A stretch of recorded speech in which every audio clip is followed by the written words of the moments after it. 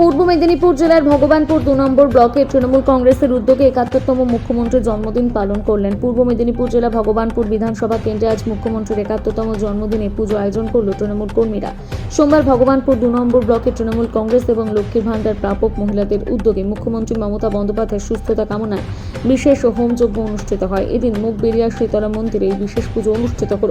পুজো প্রসঙ্গে জেলা পরিষদের কর্মাধ্যক্ষ মানব বড়ুয়া বলেন, আমরা নেত্রীর শারীরিক সুস্থতা এবং দীর্ঘায়ু কামনায় এই বিশেষ পুজো হোমযজ্ঞের আয়োজন করেছি।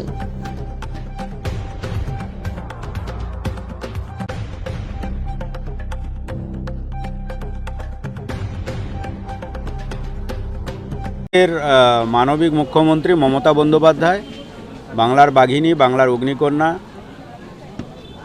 আজকে 71তম জন্মদিনে তিনি পড়েছেন। সেই কারণেই আমরা ভগবানপুর 2 নম্বর ব্লক তৃণমূল কংগ্রেস কমিটি, সেই সঙ্গে সঙ্গে লক্ষ্মী ভাণ্ডার প্রাপক মায়েদেরকে উৎসাহিত করে আমরা মুখবেড়িয়া শীতলা মায়ের মন্দির, জাগ্রত মা, সেই মায়ের সামনেই আমরা যজ্ঞ করলাম।